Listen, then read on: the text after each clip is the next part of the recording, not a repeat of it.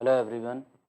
आज जो हम क्वेश्चन लेके आए हैं वो है टाइम एंड वर्क से, जो कि एसएससी एमटीएस में पूछा गया सवाल है और 2019 में ये पूछा गया था। सबसे पहले क्वेश्चन समझते हैं। देखिए क्या कह रहा है। A and B have to do 13/15 part of a work. कितना काम कर रहे हैं? A and B can do 13/15 of work.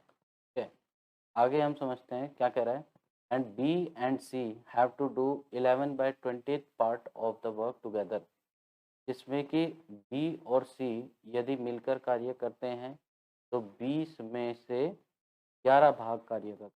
ठीक है, तो कितना भाग करते हैं? 11 भाग करते हैं।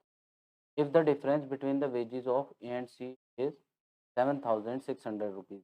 यदि ए और सी को मिलने वाली वेजेस का जो डिफरेंस है वो कितना है? वो हमें दिया गया है 7,600 रुपये। ठीक है, पूछा क्या गया है? Then the total wages of A B and C. आपको वेजेस बतानी है ए बी सी कलेक्टिवली कितनी थी। ठीक है, तो सबसे पहले ध्यान से समझिए इसमें क्या कह रहा है। 13/15 वर्क कौन करता है? ए प्लस बी। यानी अगर पूर्ण कार्य है, टोटल वर्क अगर 15 है तो उसमें से 13 कौन कर रहा है? ए प्लस बी।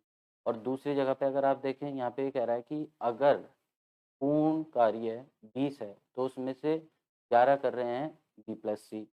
तो देखिएगा टोटल वर्क तो सभी के लिए सेम होगा, इसलिए हम 15 और 20 को यहाँ पे सेम करने की कोशिश करेंगे। सेम यानी कॉमन।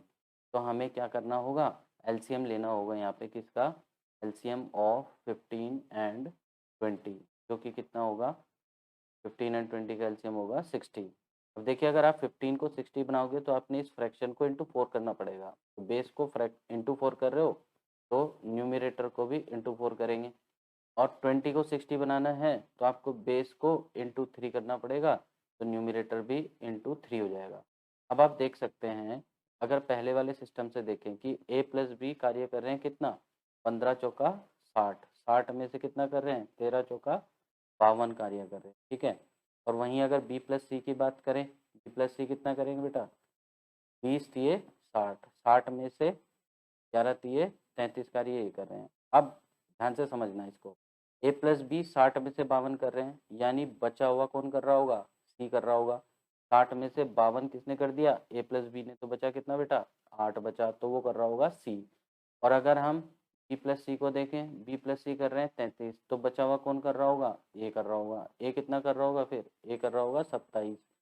और अगर फिर बी का निकालें कि बी कितना कार्य कर रहा है, देखिए बी प्लस सी 33 कर रहे हैं, तो 33 में से 8 गया तो 25 कर रहा होगा यहाँ पे ई। तो हमने देखा कि ए, बी और सी जो कार्य कर रहे हैं उसका अनुपात क्या है? उसका रेशियो क्या है? 27:25:8। इसका मतलब इसी रेशियो में इनको सैलरी मिली होगी। तो हमने यहाँ पे देखा कि ए की सैलरी सी से 7,600 रुपये ज़्यादा है, तो काम कितना ज़्यादा कर रहा है? उसी के कारण इसको ज़्यादा सैलरी मिली होगी। तो 27 - 8 कितना ज़्यादा कर रहा है? 19 वर्क ज़्यादा कर रहा है। तो हम कहेंगे कि भाई 19 यूनिट, जो 19 यूनिट कार्य इन्हें ज़्यादा किया है उसी के कारण इसको 7,600 रुपये ज़्यादा मिले यहाँ पे। तो 19 से 76 को डिवाइड करेंगे तो कितनी बार कटेगा बेटा? 4 टाइम्स कटेगा। तो हमें बात समझ आ गई कि 1 यूनिट इज़ इक्वल टू 400 रुपये। 1 यूनिट कितना हो गया? 400 रुपये। अब हमें पूछा क्या गया है? Total wages. क्या पूछा गया है? टोटल वेजेस पूछी गई है। किसकी? ए, बी और सी की टोटल वेजेस आपने यहाँ पे निकाल के लानी है। तो हम क्या देखेंगे कि इन्होंने टोटल काम कितना किया है। अब टोटल काम कितना किया है इन्होंने? इन्होंने टोटल काम किया है 60। टोटल काम किया गया है इनके द्वारा 60, या फिर आप कहें कि भाई 60 यूनिट इन्होंने टोटल काम किया है। इसमें आप निकाल चुके हो कि एक यूनिट की वैल्यू कितनी है? 400। तो 60 इंटू 400 ये इनकी टोटल वेजेस हो जाएगी। तो 6 चौक 24 और 3 जीरो और लग जाएंगी, यानी 24,000 इनको कुल मिला के वेजेस मिली होगी तीनों को। इस प्रकार आपका करेक्ट आंसर क्या होता है इसमें? फर्स्ट, 24,000 रुपये। उम्मीद करते हैं ये क्वेश्चन आपको समझ आया होगा। इसी प्रकार के और बेहतर क्वेश्चन हम आपके लिए लाते रहेंगे। आपने हमारी वीडियोस को रेगुलर देखना है और अपनी नॉलेज को बढ़ाते रहना है। Thank you. Have a nice day.